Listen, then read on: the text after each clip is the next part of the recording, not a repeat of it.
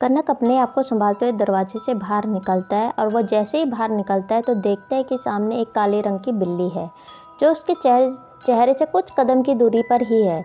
उस काली बिल्ली की हरे रंग की चमकीली आंखें खौफ ज्यादा कर रही थी। काली बिल्ली अपनी जगह से टस से मस न होने का नाम ले रही थी।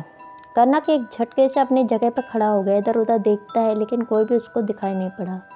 अचानक उसके मोबाइल और उन पर किसी की कॉल आती है। ओह, इस वक्त किसकी कॉल हो सकती है? कहीं भैया की कॉल तो नहीं? ये कहते हुए तेजी से कमरे के अंदर मेज की तरफ लपकता है जिस पर उसका मोबाइल रखा हुआ था। जब तक मोबाइल उठाता है तब तक फ़ोन कट जाता है। वो मोबाइल को दोबारा उसी जगह रख देता है। ओह, दरवाज़ा हो तो खुला ही छोड़ दिया मैंने, अभी इसे बंद करता हूँ। यह कहते हुए वो दरवाजे को बंद करने के लिए आगे बढ़ता है कि तभी उसकी नज़र उस काली बिल्ली पर पड़ती है जो अब उसी के साथ कमरे में खड़ी थी। अचानक बिल्ली मियाँव मियाँव मियाँव करती हुई कनक की तरफ बढ़ती है और उसके पैरों से लिपटने लगती है। कनक इससे पहले कि बिल्ली को खुद से दूर करता, उस बिल्ली ने अपने नुकीले दांतों को निकाल लिया और कनक की पैंट को अपनी मजबूत जबड़ों से जकड़ लिया। कनक अब सहम गया कि कहीं वो काली बिल्ली अपनी नुकीले दांतों से काट ना ले। वो बिल्ली कनक की पैंट को जबड़े से पकड़ते हुए उस बाहर की तरफ खींचने लगती है। ये देखकर कनक बोलता है, ओहो, लगता है कुछ कहना चाह रही है। चल ठीक है, तू कहाँ ले जाना चाहती है? ये कहते ही कनक उसके साथ साथ घर के बाहर आ जाता है। जैसे ही अपने दरवाजे से बाहर निकलता है वो बिल्ली उसकी पैंट छोड़कर आगे आगे चलने लगती है। कुछ कदम अकेले चलने के बाद बिल्ली अपनी जगह रुक जाती है और पलट कर कनक की तरफ देखती है और कहती है, मियाँव मियाँव। बिल्ली की इस तरह की अजीब हरकत से कनक बोल पड़ता है, ओह, लगता है बिल्ली मुझे कहीं ले जाना चाहती है। इसके पीछे चलकर एक बार देखना ही चाहिए, शायद कुछ बताना चाह रही हो। ये कहते वो आगे बढ़ने लग जाता और काली बिल्ली भी अब आगे बढ़ने लग जाती है। लोहे की सीढ़ी से दोनों नीचे उतरने लगते हैं। नीचे उतरते बिल्ली उस गेस्ट हाउस के कोने वाले कमरे में बने लोहे के दरवाजे पर अपने पंजे रगड़ने लग जाती है। ओह, ये काली बिल्ली दरवाजे में भला क्यों अपने पंजे रगड़ रही है? कहीं ये जो बताना चाह रही है उसका इस कमरे के अंदर से तो कोई संबंध तो नहीं हो ना हो? मुझे इसके अंदर ज़रूर जाना चाहिए। जैसे ही वो उस लोहे के दरवाजे के समीप आता है तो थोड़ा परेशान हो जाता है, फिर बोलता है, उफ, इस दरवाजे की कुंडी पर तो मोटा सा ताला लटका पड़ा है, इसे कैसे खोला जाए? इधर उधर नज़र दौड़ाने पर कनक को थोड़ी दूर ही एक हथौड़े जैसा दिखने वाला कोई औजार मिल जाता है। थोड़ी देर मशक्क़त करने के बाद वो ताला कुंडी समेत नीचे गिर गया। कनक ने दरवाजे पर जोर लगाया लेकिन दरवाज़ा नहीं खुला। ओह, लगता है दरवाज़ा वर्षों से बंद होने की वजह से जकड़ गया है, मुझे पूरा जोर लगाना होगा। कनक 10 कदम पीछे हटा और बिजली की फुर्ती से दौड़ता हुआ दरवाजे को धक्का लगाते हैं। अगले ही पल धड़ाम से वो लोहे का दरवाज़ा खुल जाता है। धड़ाम की आवाज़ से वो सुनसान जगह गूंज उठती है। दरवाज़ा खुलने के बाद अंदर अंधेरा ही अंधेरा दिखता है।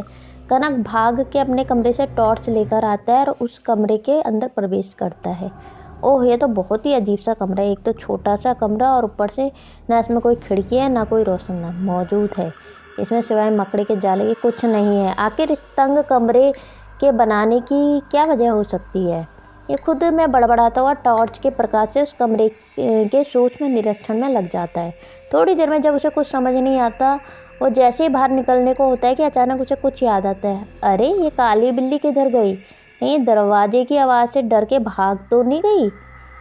तभी उसे वो बिल्ली उसी कमरे में कोने में नजर आती है जो उससे पंजे ज़मीन में बार बार रगड़ रही थी। वो लपक कर उस तरफ जाता है जहाँ बिल्ली अपनी जगह से हट जाती है। कनक वहाँ हाथ लगाते देखता है कि एक बहुत पुरानी कालीन बिछाई हुई, काफ़ी वक्त तक बिछे होने की वजह से उसके ऊपर धूल मिट्टी ने परत बना ली थी और इसका पता लगाना शायद मुश्किल था कि यहाँ कालीन बिछाई हुई है। कालीन से मिट्टी हटाने के बाद कनक एक छोर से पकड़ना आराम करता है और उसे गोल गोल लपेटते एकत्रित करने के बाद एक कोने में रख देता है।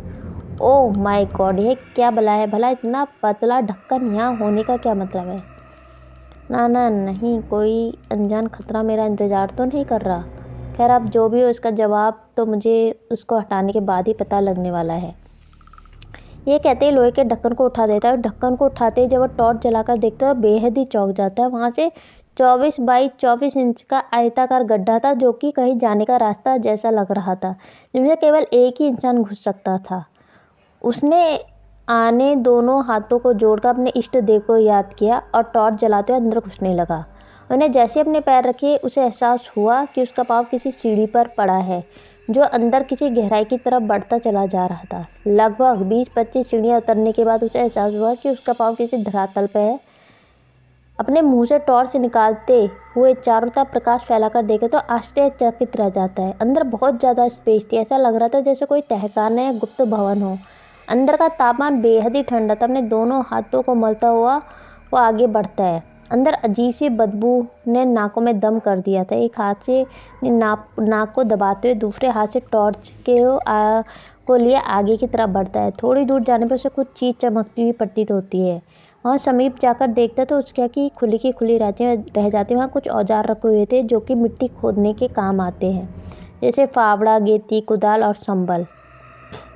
उन सभी औजार को हत्था लकड़ी का बना हुआ था। छूने और देखने से साफ पता लग रहा था कि वो किसी के खून से सने हुए थे। उन औजारों को जैसे ही उठाकर देखते हैं तो वहाँ उसे किसी के कपड़े के होने का एहसास होता है। टॉर्च को साइड में रखने के बाद वो उन कपड़ों को उठाते हैं तो किसी 17-18 साल की लड़की का कपड़ा लगता है। ओहो, उस कपड़े को देखकर लग तो रहा है कि कहीं ना कहीं तो देखा है, लेकिन ये याद क्यों नहीं आ रहा। सफ़ेद रंग का सूट था जिसके नीचे का आधा हिस्सा बेहद सूखे लाल रंग से लिप्त था। उस रंग को देखते ही कनक भय से 2 कदम पीछे हट जाता है। उसकी धड़कनें तेज हो जाती है और सांसें चढ़ने लग जाती है। शायद उसे कुछ याद आ जाता है और बोल पड़ता है, नहीं, यह तो खून से सना हुआ सूट है। उस सूट तो उस दिन मैंने मोहना की आत्मा को पहने हुए देखा था। हाँ, ये तो हूबहू सेम टू सेम सूट है। लेकिन इस कपड़े का यहाँ होने का क्या मतलब हो सकता है?